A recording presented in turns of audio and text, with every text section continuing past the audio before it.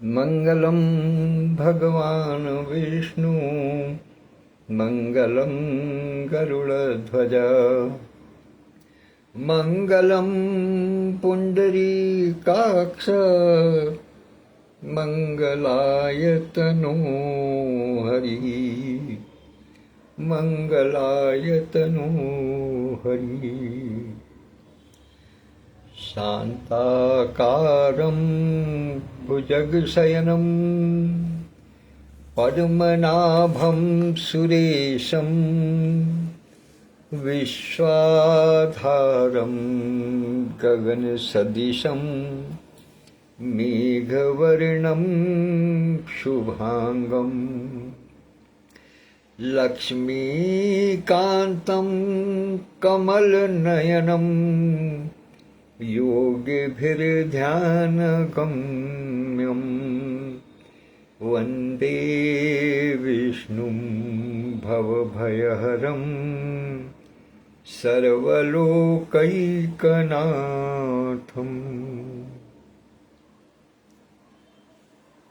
सृष्टि के पालनकर्ता भगवान श्री हरि श्री विष्णु जी के चरणों में सादर प्रणाम निवेदित करता हूँ और उनसे प्रार्थना करता हूँ कि वे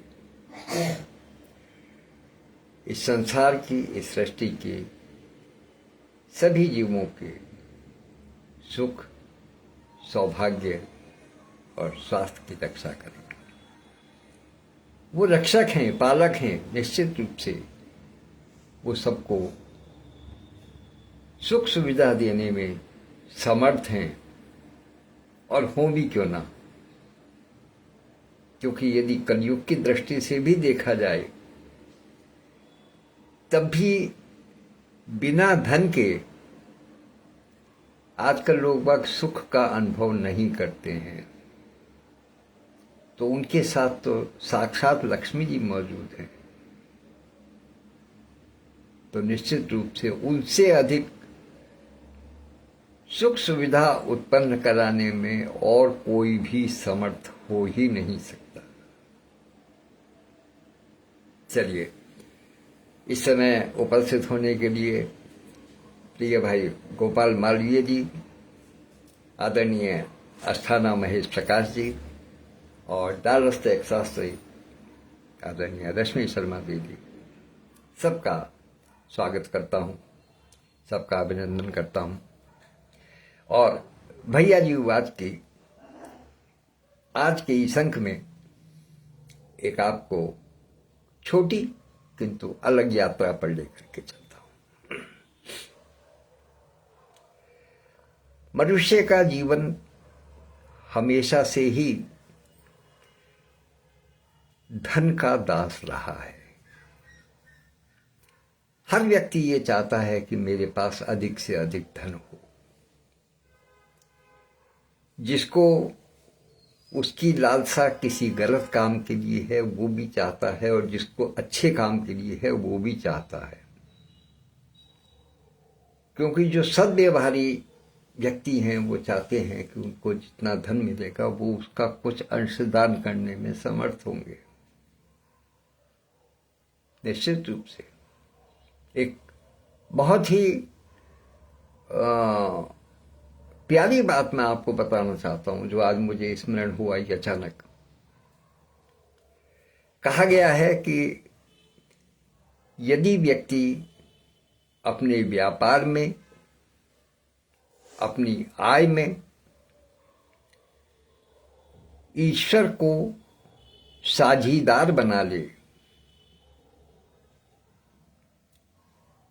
तो उसका व्यवसाय, उसका धनागमन हमेशा वृद्धि को प्राप्त होता रहेगा।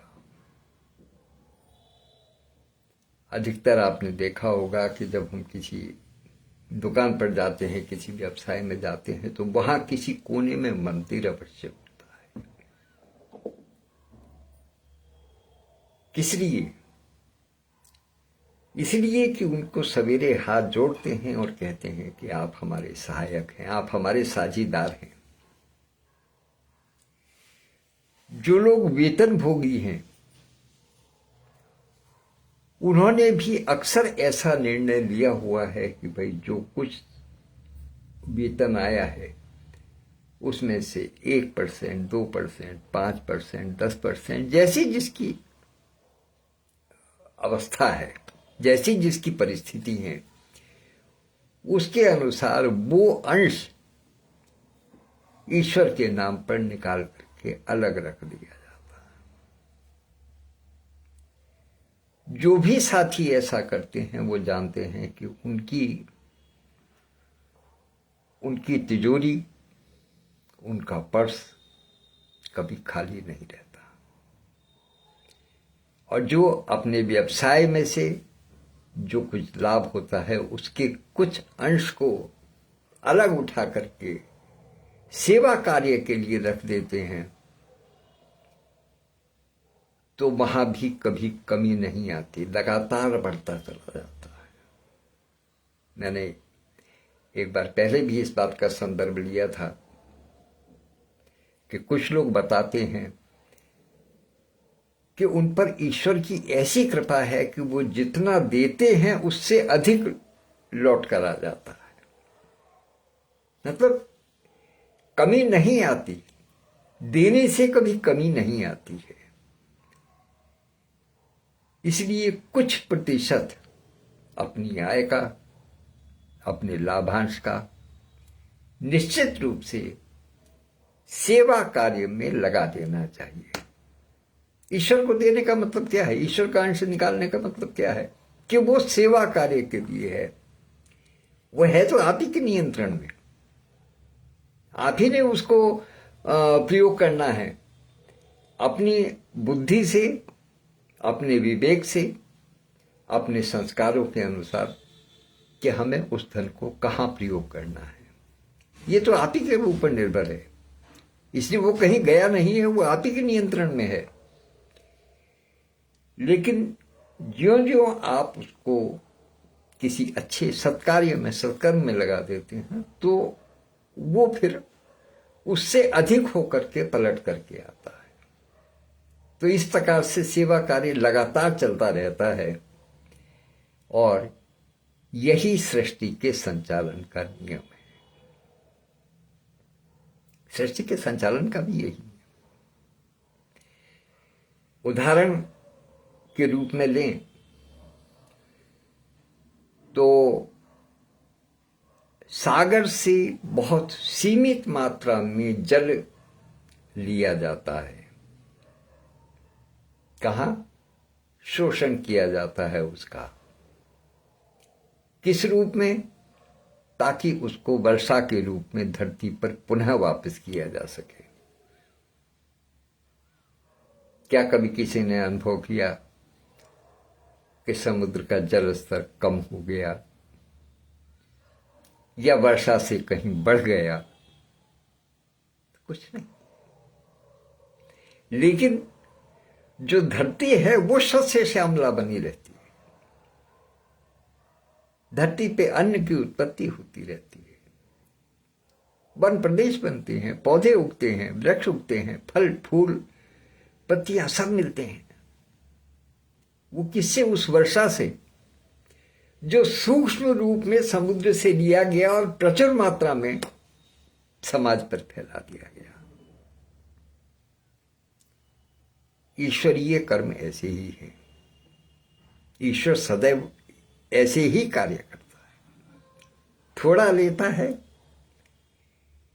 और अधिक वर्षा देता है। यदि मेरी बात पर आपको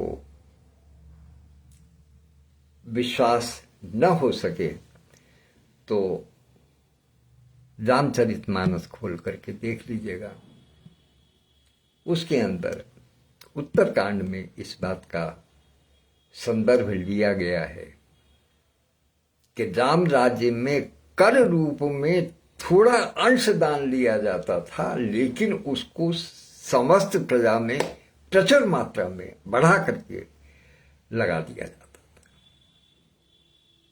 ये राम राज्य की कल्पना है। यही ईश्वर का विधान भी है। तो हम उस विधान से क्यों पीछे हटें? हम उस विधान को पालन करना हमारा भी तो कर्तव्य है। यदि हम स्वयं को बुद्धिमान, विवेकी, विद्वान मानते हैं या सोचते हैं कि हमारा कुछ अस्तित्व है, हमारे मस्तिष्क में कोई सोच है कुछ अच्छा करने की, समाज के लिए कुछ देने की, कुछ करने की, तो हमें भी यही करना चाहिए।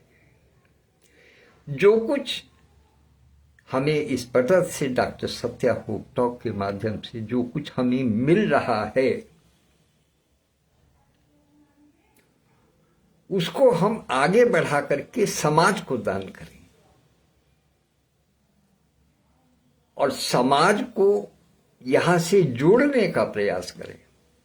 और जब वो जुड़े तो उससे जो व्यवसाय, जो धनार्जन, जो अर्थोपार्जन डॉक्टर सत्या होप टॉक का हो,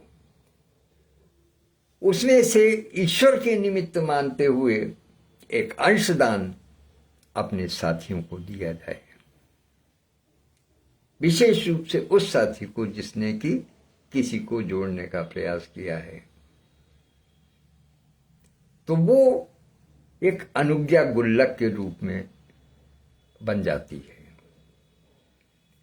अब कहें कि इसका नाम अनुज्ञा गुल्लक क्यों रखा गया, इसके विषय में मैं थोड़ी सी बात करना चाहूंगा, कुछ सेकंड की बात है।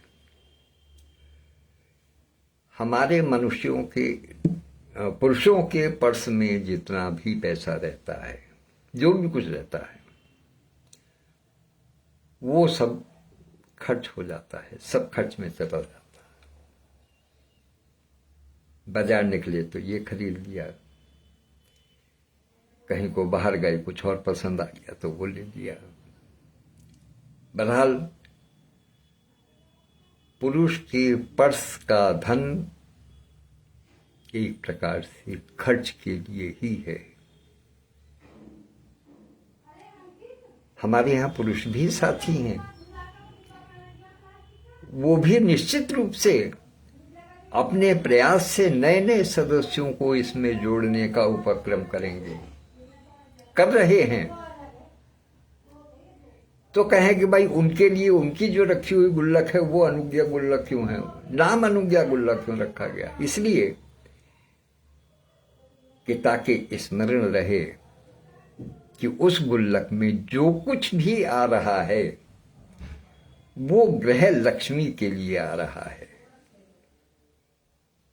ग्रह लक्ष्मी उसको संजो कर रखेगी और जब वक्त पड़ेगा तब समाज के लिए कार्य करेगी।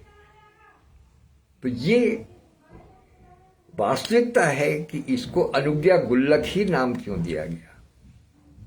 हमें सबको इस उद्देश्य में सफलता प्राप्त करनी है, इसलिए कोई भी मेरे पुरुष साथी इस बात से बिल्कुल भी प्रभावित न हो कि भाई हमें क्या लेना देना, अनुज्ञा गुल्लक है, स्त्रियों का काम है वो जाने। नहीं, आपको भी उस अनुज्ञा गुल्लक में अपनी कर्मठता से, अपनी जिजीविषा से, अपने प्रभाव से उसमें खनक को बढ़ाते रहना है और उसको समर्पित कर देना है अपनी ग्रह लक्ष्मी को, अनुज्ञा गुल्लक के नाम पर।